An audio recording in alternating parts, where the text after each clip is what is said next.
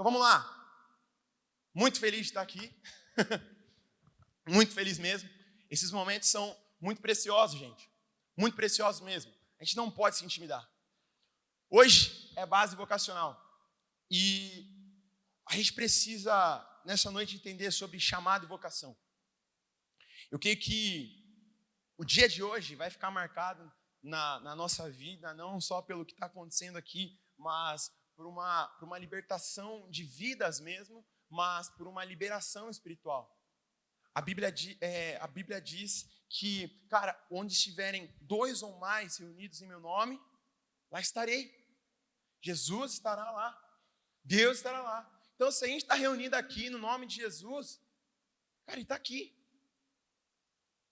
Só que a gente sente a presença na hora do louvor e nesses momentos que a gente começa a duvidar.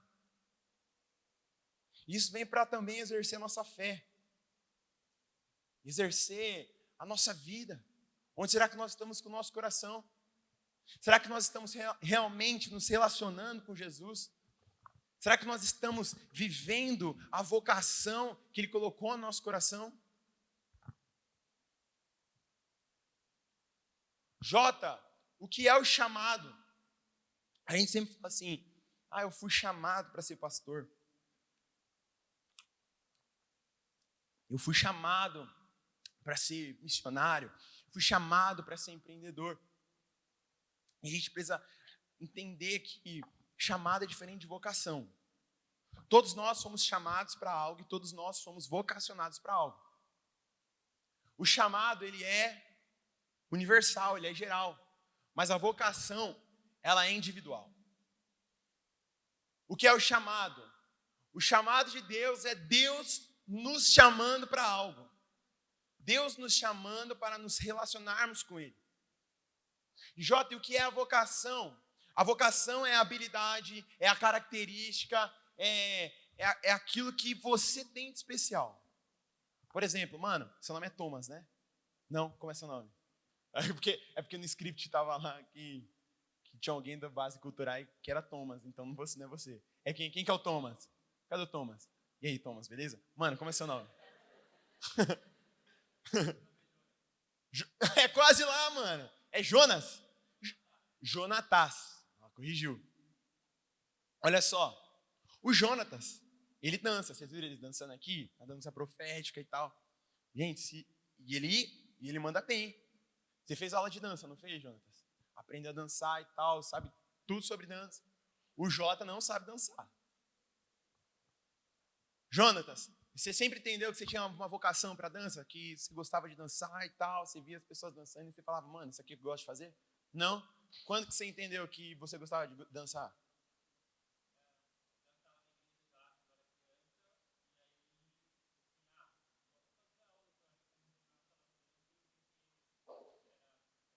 Então desde criança. Então desde criança ele dança, gente. Não, olha só, o Jonatas desde criança ele entendeu que ele gostava de dançar, ele viu alguém dançando e ele falou, vou entrar lá na sala de dança e começou a dançar, certo? O Jota não. O Jota via as pessoas dançando, mas ele não gostava de dançar. O Vini, você dança? Não dança. O que você gosta de fazer, Vini? Tocar batera. O Vini viu um dia alguém tocando batera e ele falou, nossa, eu gosto disso. A vocação são essas características, essas particularidades que a gente sente por algo. Então eu sempre tive a habilidade de me comunicar. Eu fui fazer publicidade e propaganda, sempre gostei de comunicação. Só que cada um tem um perfil, tem uma característica e foi vocacionado para algo. É por isso que não dá para todo mundo ser empreendedor. É por isso que não dá para todo mundo ser empregado.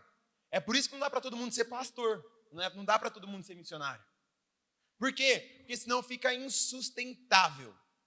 Então, Deus colocou uma vocação em cada um para que existisse equilíbrio.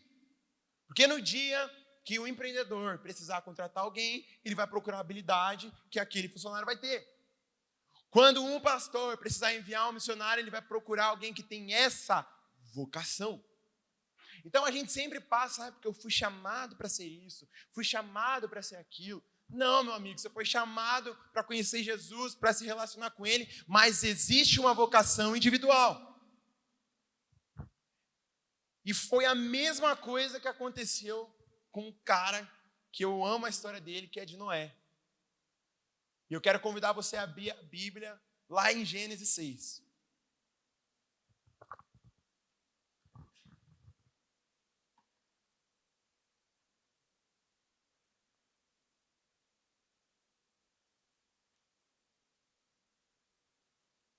É o primeiro livro da Bíblia, gente. Enquanto isso, quando vocês vão abrindo, eu vou dar alguns avisos aqui. O primeiro aviso é que o clubinho está de volta, gente. O Peterson mandou aqui para dar os avisos. O clubinho está de volta a partir desse sábado. Ele vai estar funcionando normalmente em todos os cultos. Então, se você conhece algum jovem que tem filho, se você tem filha, pequenininho e tal, não fique com medo de vir para o culto, vir para a base, não conseguir adorar aí e tal. Não, porque tem um clubinho. Eles estão na sala ao lado, eles vão estar cuidando dos seus filhos ou dos seus sobrinhos. Vocês querem trazer aí o irmão, a irmã, então para estar aqui na base. E também o Culturai está com inscrições abertas para fazer parte do ministério. E aí, se você tiver uma dúvida sobre o Culturai, não é o Thomas, porque ele não é o Thomas. Cadê o Thomas? O Thomas e a Naná, cadê a Naná? Procure o Thomas ou a Naná, você que é aí que quer se envolver no Ministério de Arte, né? O Culturai, né, gente? Thomas, Naná? É Ministério de Arte, né? Tá certo, né? Então, se você quer fazer parte, é só você conversar com eles, que eles vão dar aí todas as direções. E se você quer servir no clubinho, ou se você quer trazer os teus sobrinhos ou teu filho, você vai falar com o Patrick. Cadê o Patrick? O Patrick está no clubinho, né, gente? É lógico. Aí você fala com o Patrick. Depois fala com ele. Ou com quem? Porque a gente precisa mostrar alguém aqui. Tem alguém que esteja junto com o Patrick lá no clubinho? Não? Então fala com a Naná também. Ou fala no grupo do Base Jovem. Se você não está no grupo lá, entra lá no link da bio. Tá certo? No link da bio da base, lá do Instagram, Base Jovens. E aí você fala com eles. Beleza? Então vamos lá. Eu fechei a Bíblia aqui enquanto falava. Gênesis, no capítulo 6. Vamos ler o verso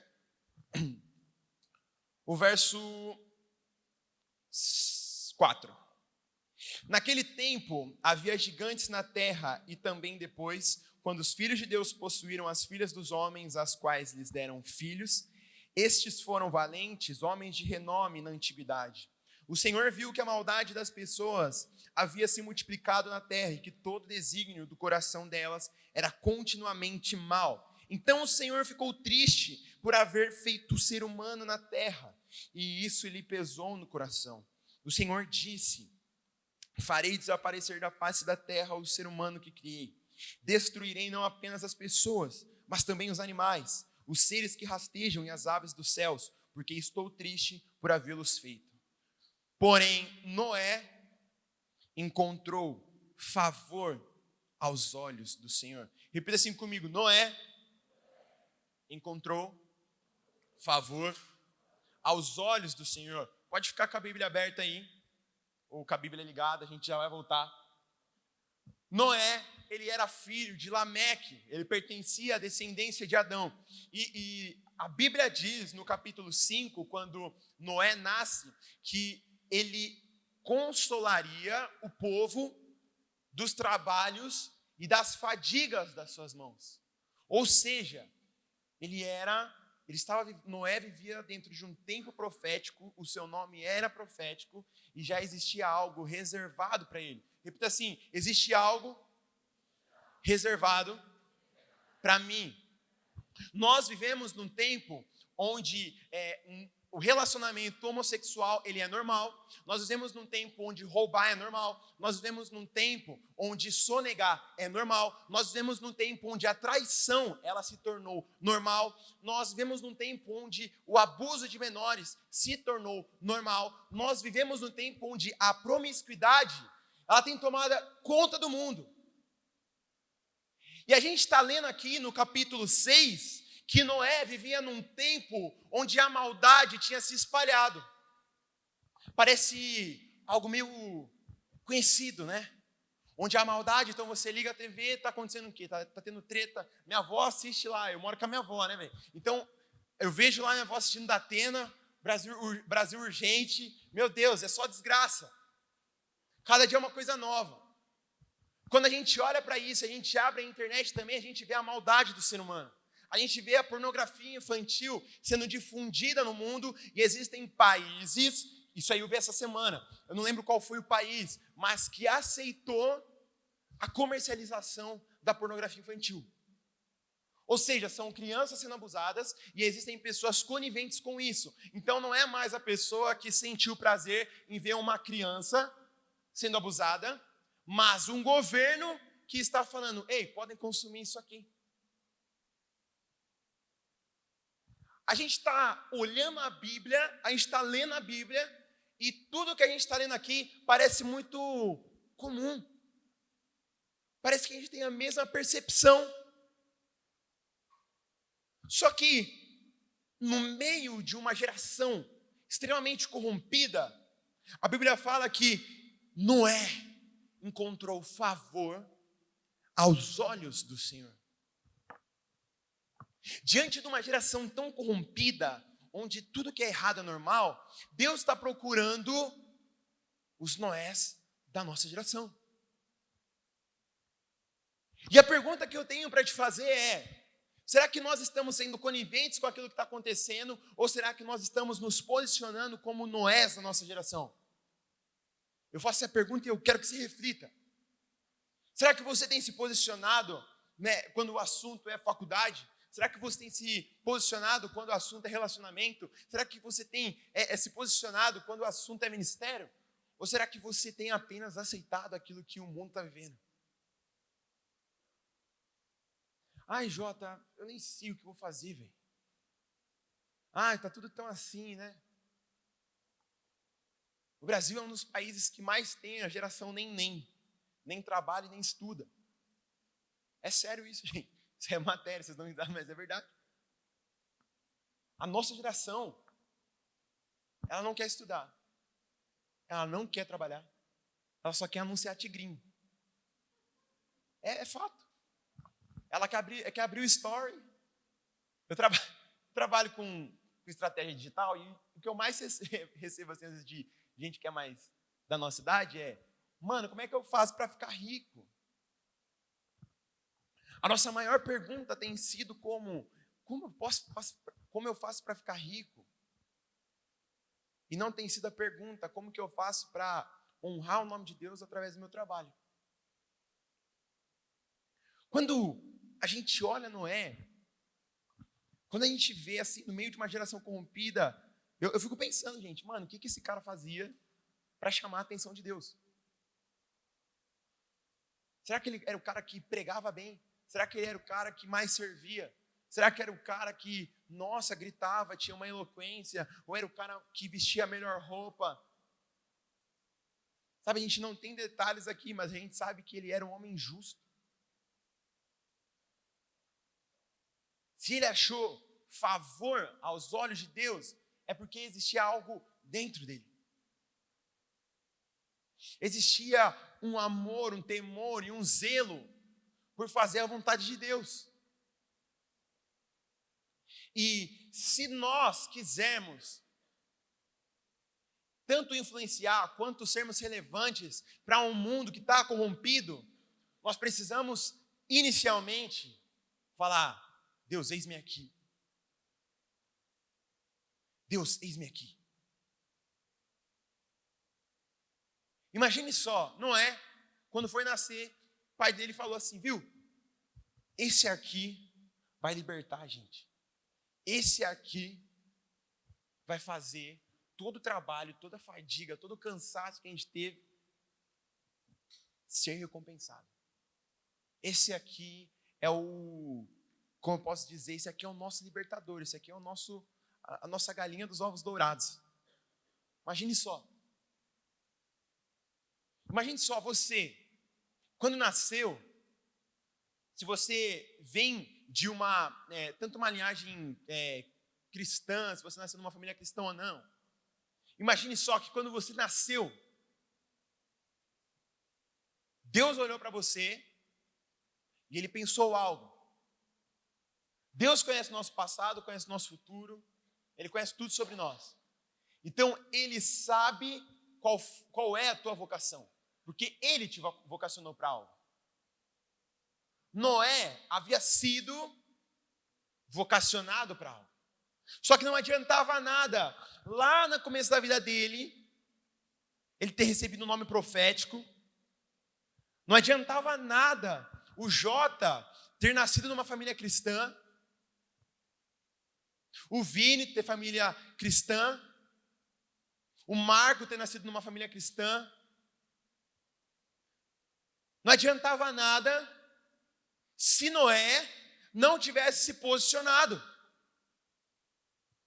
Noé não ficou se apegando naquilo que o pai dele disse, naquilo que a mãe dele disse. Noé simplesmente se posicionou. Eu não estou nem aí se o teu pai, se a tua mãe, se a tua tia, se o teu tio é pastor, é líder, é isso, é aquilo.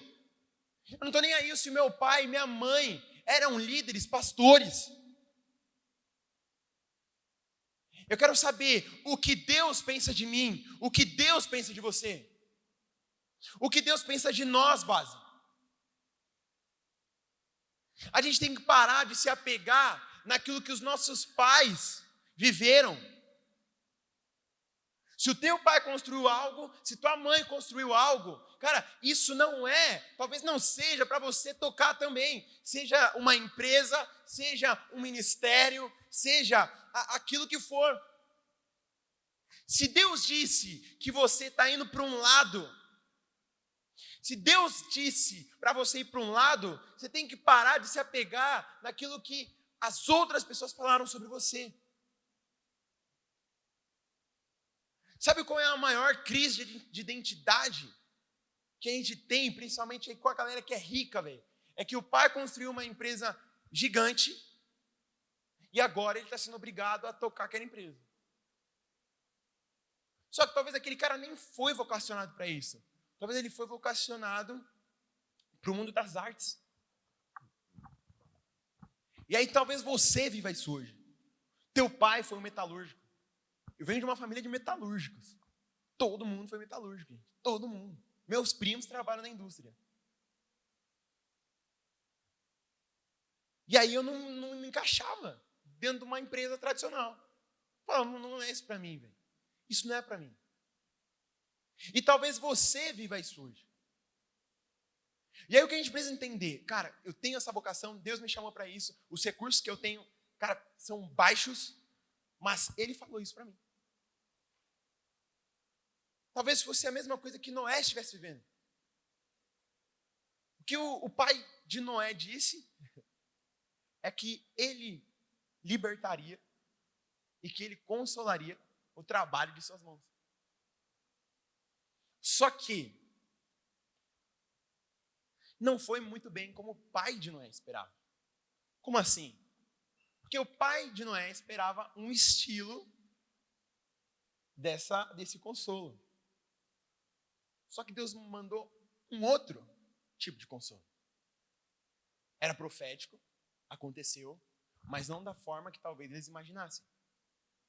Aquilo que Deus te chamou, muitas vezes teu pai disse que você ia avançar, e realmente você vai avançar. Mas não é muitas vezes do jeito que ele imagina, porque Deus te chamou, Deus te vocacionou para fazer uma coisa totalmente diferente. A primeira coisa que a gente vê aqui com Noé é que Deus dá uma direção individual. Olha só o que diz lá no verso 13. Deus disse a Noé: darei fim a todos os seres vivos, porque a terra se encheu de violência por causa deles, e eu os destruirei com a terra. Faça para você uma arca de madeira de cipreste, divida-a em compartimentos e revista-a de piche por dentro e por fora. É assim que você a fará: 300 côvados de comprimento por 50 côvados de largura e 30 côvados de altura. Faça a cobertura com um vão de um côvado entre a cobertura e o corpo da arca. Coloque uma porta lateral na arca e faça um andar superior, um intermediário e um inferior.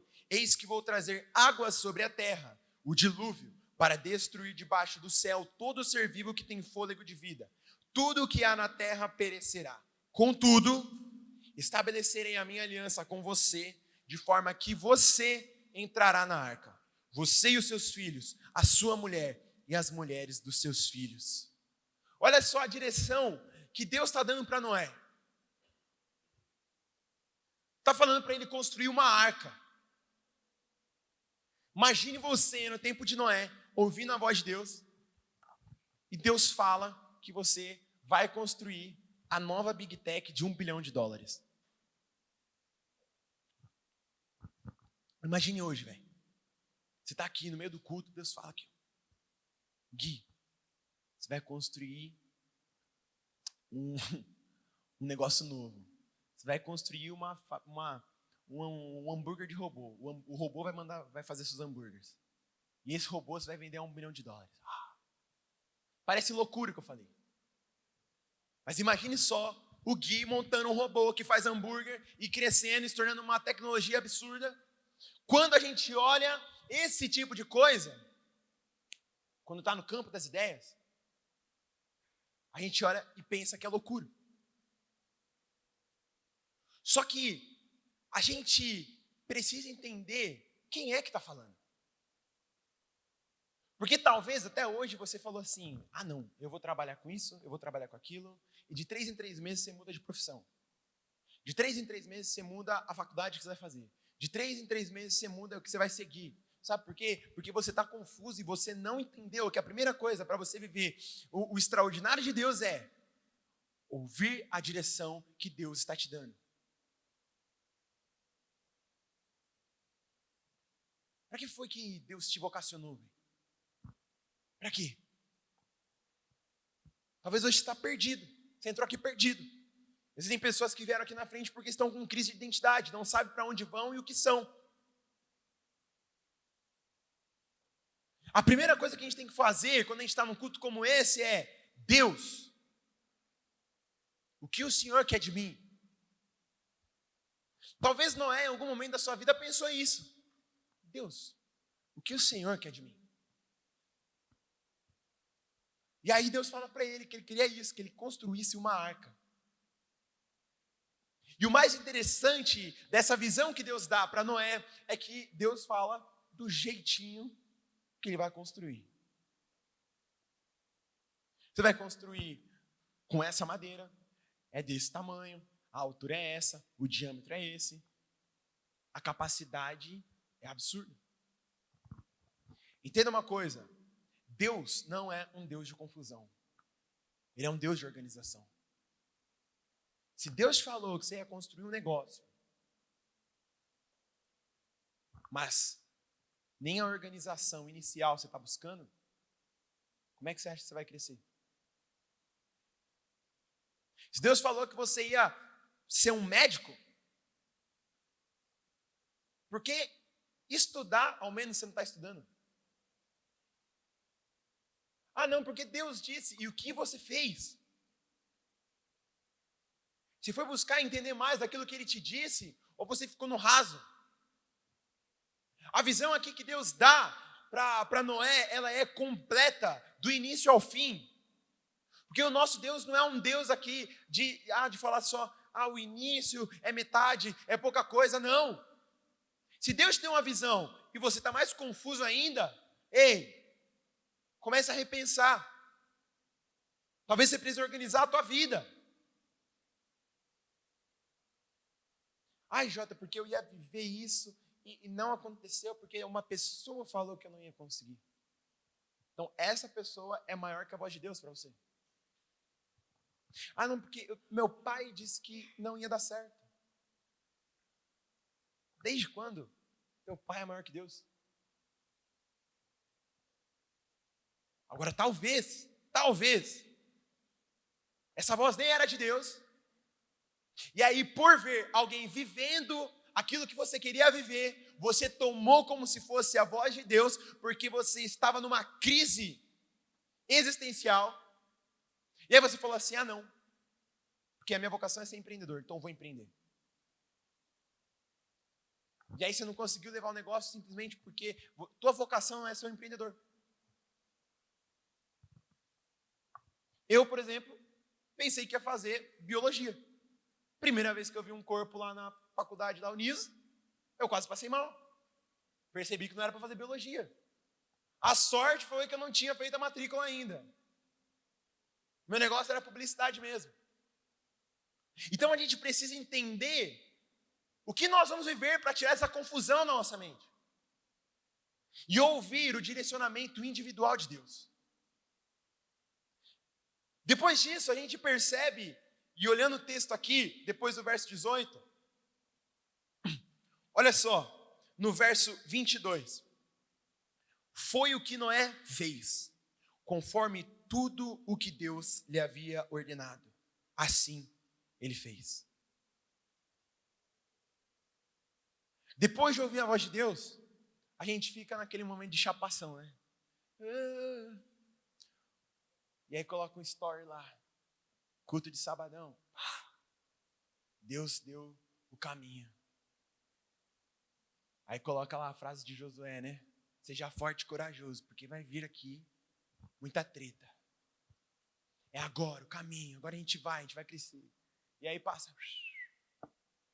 Porque você não executou aquilo que você ouviu. A gente vive procrastinando. Obrigado, Ana. A gente vive procrastinando.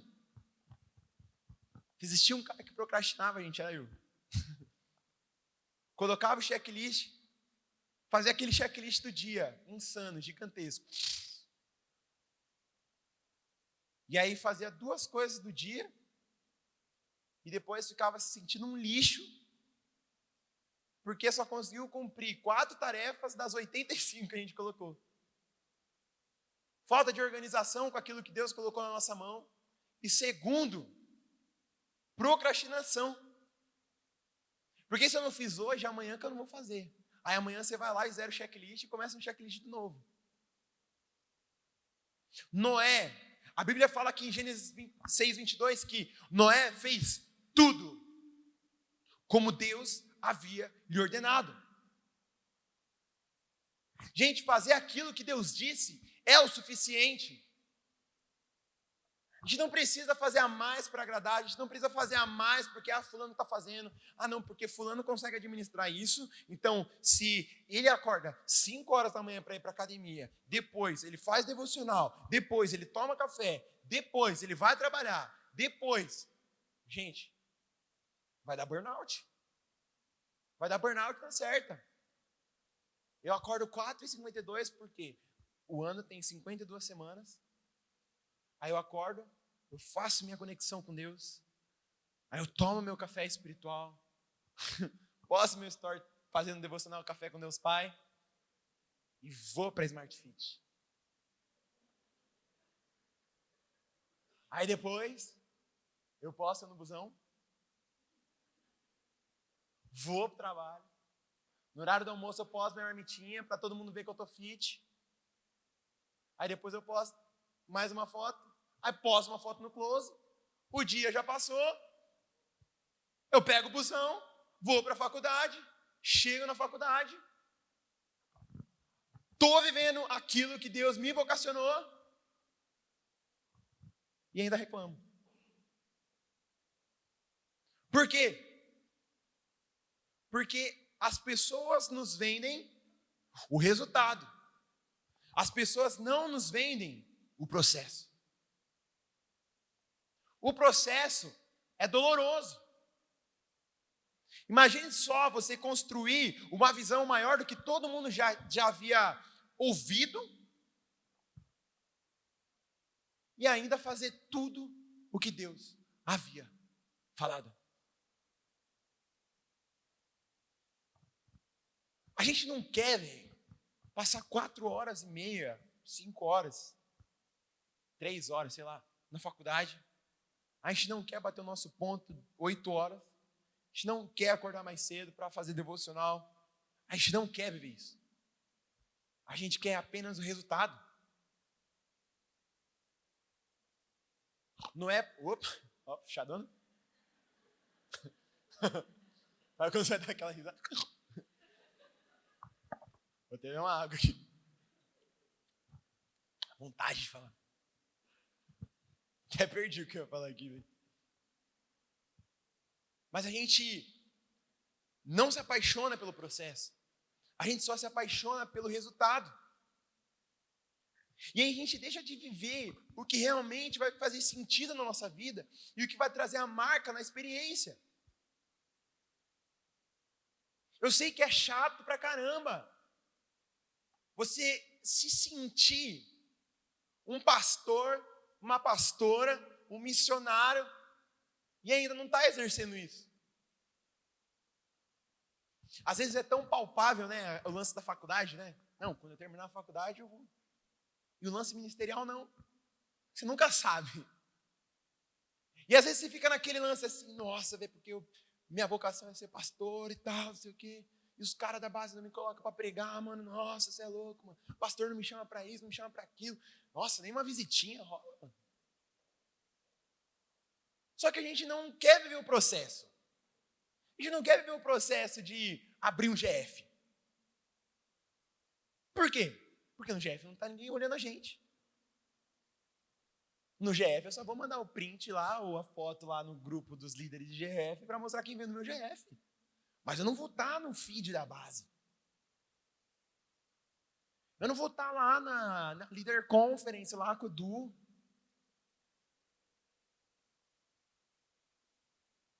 Gente, nada começa grande. Nada. Para Noé construir uma arca, ele teve que ir buscar as ferramentas, ele teve que trazer a madeira, ele teve que esculpir essa madeira. Só que a gente quer aqui, ó, pré-moldado, né? Traz o pré-moldado, coloca aqui e tal, não sei o quê, pronto, tá pronto. A gente se acostumou muito nesse negócio de fazer reunião online agora, onde tudo é rápido. Tum, eu peço uma comida, pum, é rápido. E a gente acha que a nossa vida ministerial, a nossa vida profissional, a nossa vida emocional vai ser assim, ó, num passe de mágica. Não vai. Nós precisamos executar tudo aquilo que Deus nos falou. Se Deus falou que você vai ser um médico, cara, tu tem que estudar muito já para passar. Aí depois tem que estudar muito na faculdade. O Thay, meu cunhado, faz faculdade de medicina. Mano, você é louco, quando ele fala tanto tempo que ele vai ter que estudar só para se formar, mano, eu já fico cansado, velho. E eu honro a vida dele, por quê? Cara, porque ele está se sujeitando ao processo, porque ele entendeu que a vocação dele é ser um médico, e não importa quanto tempo passe ele estudando. Mas ele vai viver o extraordinário de Deus, porque Deus vocacionou ele para isso. Aí você está, eu estou batendo quase 30 e não estou namorando. Eu estou batendo quase 25 e não estou namorando, Jota. Mano, tem alguma coisa que não está equilibrado. Você quer namorar, mas você não quer estudar. Você quer namorar, mas não pensa em crescer profissionalmente. Tanto você é homem quanto você é mulher, o homem não vai olhar para você e a mulher não vai olhar para você. Porque se a pessoa não tem uma visão para crescer, você acha mesmo que ela vai ficar do seu lado? Então, enquanto você não organizar a sua mente e sair dessa vitimização de não ter alguém, e entender que Deus já te completou, quando você começar a correr a corrida que Ele te vocacionou, aí sim as coisas vão andar. Porque você vai ver, você vai estar correndo, e você vai olhar para o lado, vai ter alguém correndo, e você vai correr mais um pouco, e essa pessoa vai estar correndo também. Aí sim vocês dois vão correr juntos. Só que enquanto a gente fica querendo balancear, eu só vou ser feliz quando eu tiver isso, eu só vou ser feliz. Cara, suporta o processo. Suporta o processo. A gente olha muito esses grandes atletas, hoje lá o Vinícius Júnior lá. Os racistas piram com o Vinícius Júnior ganhando uma parada. Mas imagine só, o Vinícius Júnior está passando maior provação lá, sendo xingado de macaco, sendo xingado de um monte de coisa. Primeira coisa que dá no bug, gente, a gente que é preto, a gente sabe, a gente buga quando a gente é chamado de macaco. Eu já estava no restaurante e me zoaram E eu fiquei muito desolado. Isso que foi uma pessoa. Véio. Eu estava com a Kel, estava com os amigos meus. Imagine só. Chorei pra caramba em casa. Agora imagine você sendo um jogador profissional e ter um estádio te chamando de macaco. Só que imagine só, que esse cara, não estou falando que ele é crente ou nada do tipo, mas imagine só, esse cara um dia entendeu que ele ia ser um dos melhores jogadores atualmente e para ele viver o extraordinário ele teria que suportar o processo. Só que ninguém falou para ele que ele ia ter que ser chamado de macaco. Você suportaria isso? Não é só a questão profissional de ter que trabalhar, de ter que buscar, mas é também ter que passar pelo processo emocional. Estar disposto a passar por esse processo é o que vai te dar sucesso na linha de chegada. Nossa, esse ano eu decidi fazer uma meia maratona, mano. Nossa, foi a pior burrada que eu fiz esse ano. Que eu me comprometi ainda nos stories. Peguei dengue 2 semanas antes. A vida do crente é difícil. E fui lá fazer uma meia maratona de 21 quilômetros. Acordei de manhã lá em São Paulo, estava chovendo, uma garoa fina. Perdi o gelzinho que eu tinha levado para tomar. Mano, eu pensei que eu não ia terminar. Terminei. Só que não foi só esse dia. O que foi construído foram os treinos que eu estava fazendo desde agosto. No dia que chega para você viver aquilo que você se comprometeu, porque Jesus falou com você, ou que você foi vocacionado para aquilo, você vai estar preparado porque você suportou o processo. Mas não tem como você querer expulsar demônio, sendo que você não ora nem jejua. Porque eu tenho certeza que vai ter gente, nossa, hoje nós expulsamos um demônio na base lá, mano. Foi doideira. O cara aqui, ó, com medo, não vem perto de mim não. Suporte o processo, velho. E a gente vê Noé suportando, porque ele fez tudo como Deus havia ordenado. Deixa eu correr.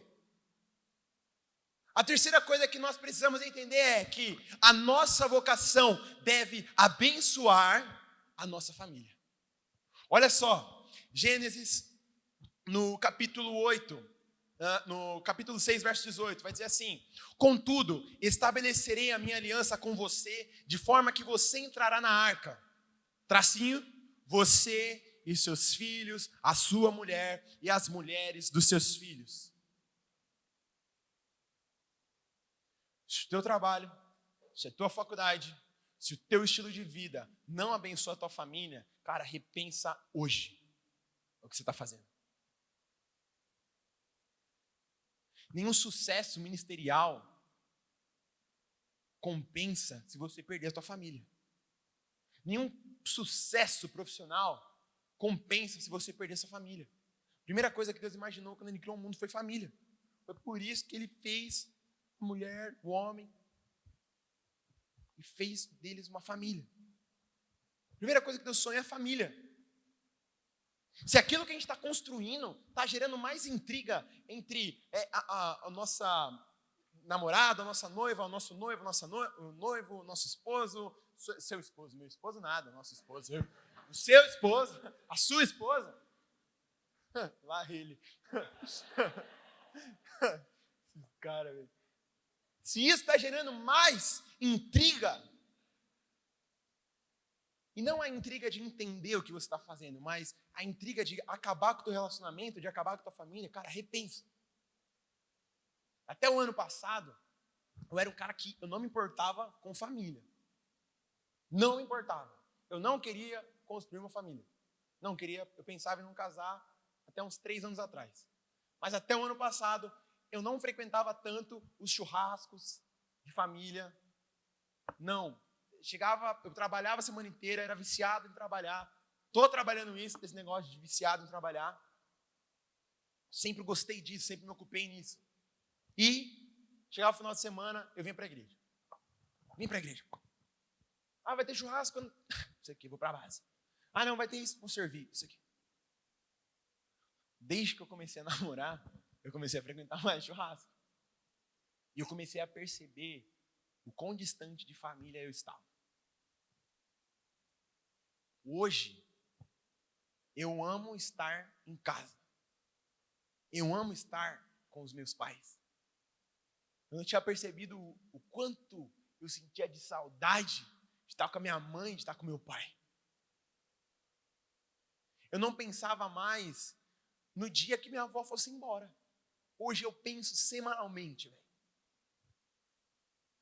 Hoje eu penso assim, eu acho tão bonito quando eu vejo uma família sendo formada, velho, que eu não vejo a hora de formar a minha, sacou? Hoje, inclusive, faltam 7 meses pro nosso casamento. Ô, Peterson, pode colocar o Pix aqui, o pessoal abençoar aqui, mano.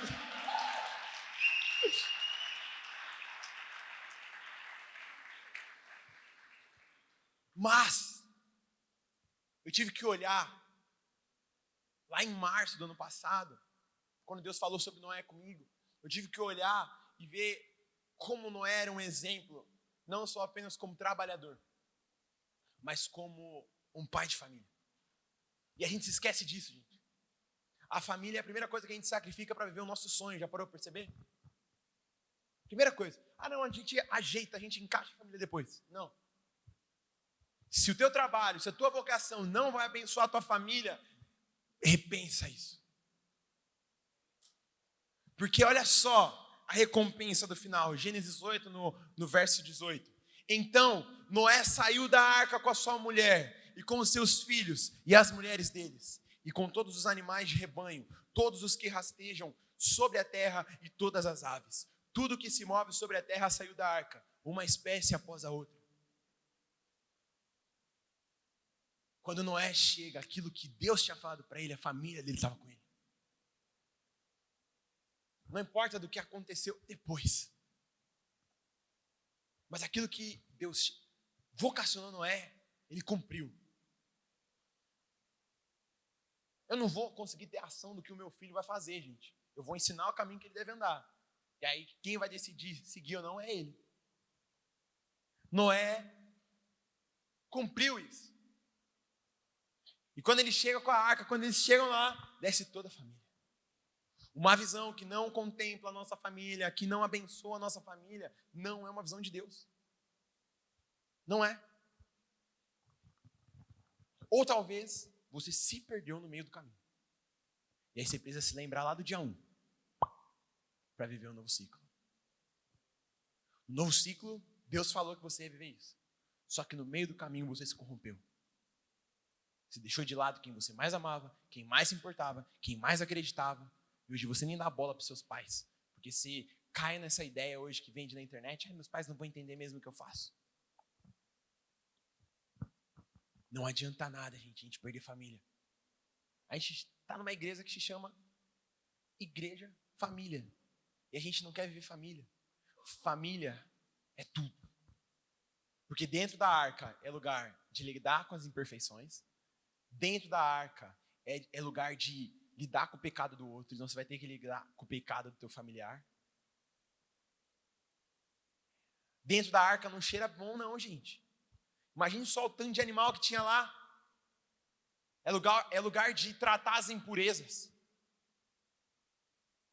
Dentro da arca é lugar de pegar, desculpa a palavra, o cocô. E tirar o cocô para fora. Tirar as impurezas para fora. A arca não é brincadeira não. Aí você está lá construindo aquilo que Deus falou para você, aí você entra dentro da arca, está começando a viver o extraordinário com a família, pá, só prova. Ninguém falou que você ia ter que limpar a bunda do elefante. Mas vocês estão conseguindo entender? Ninguém falou que ia ser difícil também quando você estivesse dentro da arca. Mas, se você for fiel dentro de uma arca onde tem vários animais, onde tem muita impureza, onde é tudo apertado, cara, no final a tua família vai estar com você e é isso que importa. É isso que importa. Não adianta nada a gente construir a maior empresa do mundo e perder o nosso relacionamento com os nossos pais. Não adianta nada a gente construir uma empresa e perder o nosso relacionamento. Para depois a gente cair numa justificativa. Foi livramento. Livramento foi da pessoa com você. Livramento foi para ela, não para você. Porque você não pensa em família. O teu ego está tão lá em cima que você esqueceu do que Deus te vocacionou. E agora você dá abraço no ego. E a quarta e última coisa que nós precisamos nos atentar, e se o louvor quiser subir, pode subir aqui já, é que quando nós estivermos vivendo o extraordinário, quando a gente chegar lá, gente, a gente não deve esquecer do dia 1. A gente não deve se esquecer do dia que Deus falou com a gente. Olha só o que diz a palavra em Gênesis 8:20. Depois o quê? Depois de Noé descer da arca com a sua família. Olha só o que a Bíblia diz. Noé construiu um altar dedicado ao Senhor. E tomando alguns animais de rebanho e aves puras, ofereceu um holocausto sobre o altar.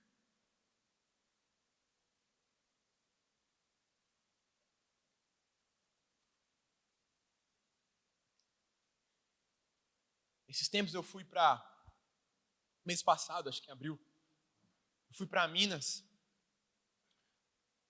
E eu estava lá num grupo que eu faço parte, são vários empreendedores e tal. E o nosso mentor lá, ele é cristão. Ele é um dos caras mais cristãos que eu já conheci. E pensa num cara multimilionário. É ele. Pensa num cara que, se ele quiser falar assim hoje, Marco, eu não vou trabalhar mais, mano. Porque tem uma máquina girando para mim aqui de dinheiro.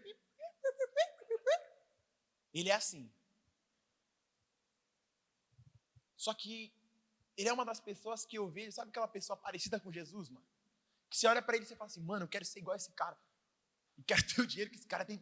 Mas você olha para ele e fala assim, mano, esse cara tem Jesus. Você toca nele assim, você fala assim, mano, você tem Jesus. Ele é filho de pastores e tal.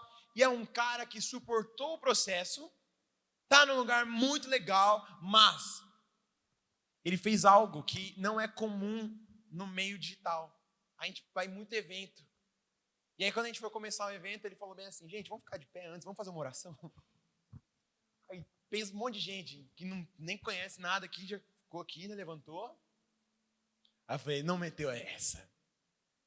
Aí ele, querido Deus, amado Pai, bem batista. Querido Deus, amado Pai, te agradecemos, abençoe a nossa reunião, que o seu nome seja proclamado aqui através de tudo que vamos fazer. Que as pessoas prestem atenção e que o foco delas permaneçam aqui e que elas sejam prósperas e que o Senhor, principalmente, além de dar dinheiro para elas, dê paz no coração. Amém. Mano, isso foi sinistro, velho, mudou o ambiente. Olhando aquilo ali, o que eu entendi, que não importa o lugar que Deus te levou, não importa onde você está, você tem que continuar levantando um altar de adoração a Deus.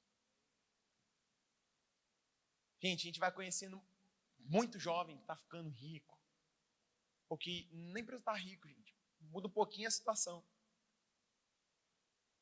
O cara está lá, não tem nada e comprou o Peugeot 207 do Jota. E se acha o bambambam.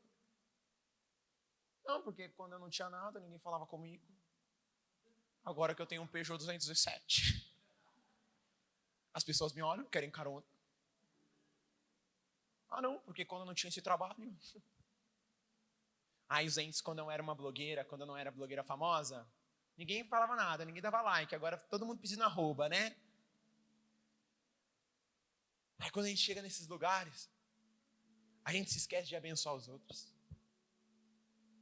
E aí a pessoa não pode entrar no seu carro para receber uma carona.